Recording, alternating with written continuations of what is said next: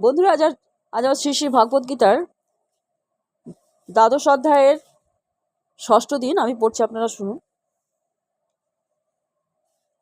শ্রীমদ্ ভাগবতে বলা হয়েছে যে তত্ত্বে হো নো কম্পাং সুসমীক্ষ মান ভঞ্জানো এবাত্ত কৃতং বিপাকম। ভক্ত যখনই কোনো দুঃখ কষ্ট ভোগ করেন তখন তিনি মনে করেন যে সেটা তার প্রতি ভগবানেরই কৃপা। তিনি মনে করেন যে আমার পূর্বকৃত অপকর্মের ফলস্বরূপ আমার দুঃখের বোঝা আরও বেশি হওয়া উচিত ছিল, কিন্তু পরমেশ্বর ভগবানের কৃপার ফলে আমার সেই দুঃখের ভার লাঘব হয়ে গেছে। পরম পুরুষোত্তম ভগবানের কৃপায় আমি কেবল অল্প একটু কষ্ট পাচ্ছি, তাই নানা দুঃখ দুর্দশা সত্ত্বেও তিনি সর্বদাই শান্ত, নীরব এবং সহনশীল। ভগবত ভক্ত সকলের প্রতি করুণা প্রদর্শন করেন, এমনকি তার শত্রুর প্রতিও উদাসীন, কারণ তিনি তার জড় শরীরটাকে তার স্বরূপ বলে মোটেই মনে করেন না। তাই তিনি সর্বতোভাবে অহংকার মুক্ত এবং দুঃখ ও সুখ উভয় অবস্থাতেই সম্পূর্ণভাবে অবিচলিত। তিনি সহিষ্ণু এবং পরমেশ্বর ভগবানের কৃপায় তিনি যা পান তা নিয়ে সন্তুষ্ট থাকেন। কোনো কিছু পাওয়ার জন্য তিনি অধিক প্রয়াস করেন না, তাই তিনি সর্বদাই উৎফুল্ল। তিনি হচ্ছেন যথার্থ যোগী, কারণ তিনি তার গুরুদেবের আদেশ শিরোধার্য করে তা পালন করতে স্থির সংকল্প হয়েছেন, এবং যেহেতু তার ইন্দ্রিয়গুলো সংযত তাই তিনি দৃঢ় সংকল্প। তিনি কখনোই কুতর্কের দ্বারা প্রভাবিত হন না, কারণ ভগবত ভক্তির প্রতি তার যে দৃঢ় নিষ্ঠা তা কেউই বিচলিত করতে পারে না। তিনি সর্বতোভাবে সচেতন যে শ্রীকৃষ্ণই হচ্ছেন শাশ্বত চিরন্তন ভগবান, তাই কেউ তাকে বিচলিত করতে পারে না। তার এই সমস্ত গুণাবলী থাকার জন্য তিনি পরমেশ্বর ভগবানের শ্রীচরণে নিজের সমস্ত মন ও বুদ্ধি অর্পণ করতে পারেন। এই ধরনের ভক্ত তার অতি প্রিয়, কারণ পূর্ণ কৃষ্ণ ভাবনাময় কর্মে তিনি সর্বদা অত্যন্ত সন্তুষ্ট হন। শ্লোক: যস্যান্ন দ্বিজতে লোক লোকান্ন দ্বিজতে চজ হর্ষামর্ষ ভয়দ বেগই মুক্ত য স চ মে প্রিয়।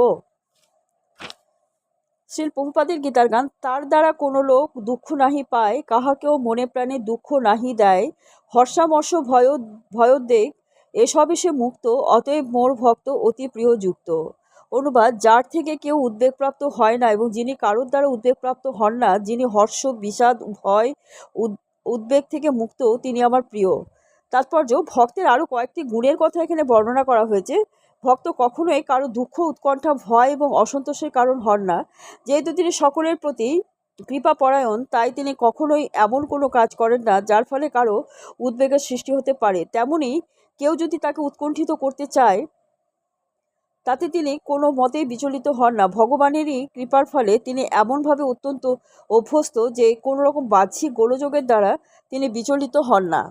প্রকৃতপক্ষে ভক্ত যেহেতু সর্বদাই শ্রীকৃষ্ণের সেবায় এবং শ্রীকৃষ্ণের ভাবনায় মগ্ন থাকেন, তাই জড়জগতের কোনো অবস্থায় তাকে বিচলিত করতে পারে না। বৈষয়িক মানুষ সাধারণত ইন্দ্রিয় সুখ এবং দেহ সুখের সম্ভাবনায় অত্যন্ত আনন্দিত হন, কিন্তু তিনি যখন দেখেন যে অন্যের কাছে ইন্দ্রিয় সুখভোগের এমন সমস্ত সামগ্রী রয়েছে তা তার কাছে নেই, তখন তিনি খুব বিমর্ষ হন এবং পরশ্রীকাতর হয়ে ওঠেন। সর্বদাই তার শত্রুর আক্রমণের ভয়ে ভীত সন্ত্রস্ত হয়ে থাকেন, এবং তার জীবনে যখন ব্যর্থতা আসে তখন তিনি হতাশ হয়ে পড়েন।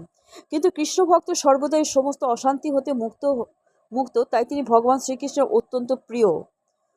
শ্লোক: অনপেক্ষং শুচিদক্ষ উদাসীন গত ব্যথ সর্বারম্ভ পরিত্যাগী যো মদ্ভক্ত স্বমে প্রিয়। শ্রীল প্রভুপাদের গীতার গান। লোক ব্যবহারে ভক্ত সদা নিরপেক্ষ, উদাসীন গতবদ্ধ, সূচি আর দক্ষ। সূচি হয় মোর ভক্ত, ব্রহ্ম সে স্বভাবে, জাতিবুদ্ধি নাহি করো ভক্ত সে বৈষ্ণবে।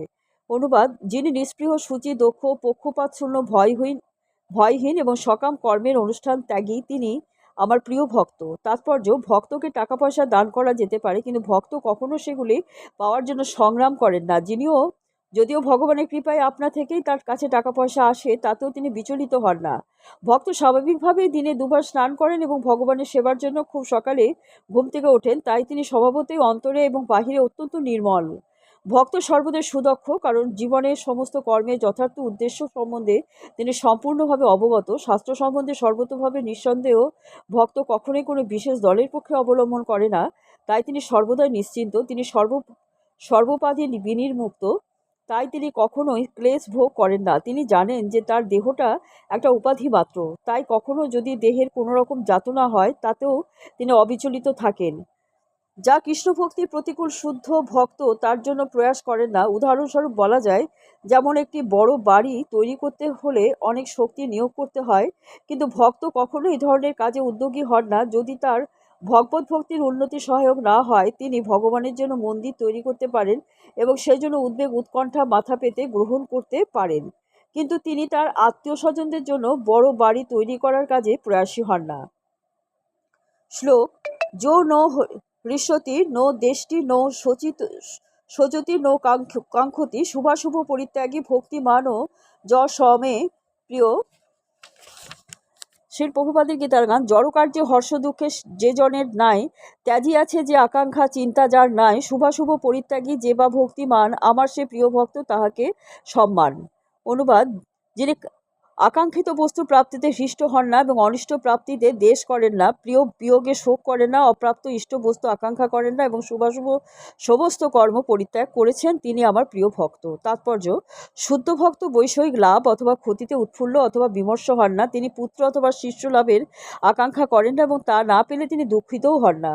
তার প্রিয় বস্তু হারিয়ে গেলে তিনি অনুতাপ করেন না, তেমনি তার ঈপ্সিত বস্তু না পেলে তিনি বিমর্ষ হন না। তিনি সব রকম শুভ অশুভ পাপ পুণ্য ইত্যাদি জড় কর্মের ঊর্ধ্বে পরমেশ্বর ভগবানের সন্তুষ্টি বিধানের জন্য তিনি সব রকম বিপদ বরণ করতে প্রস্তুত এবং কোনো কিছুই তার ভগবত ভক্তি সাধনের পথে প্রতিবন্ধক হয়ে দাঁড়ায় না।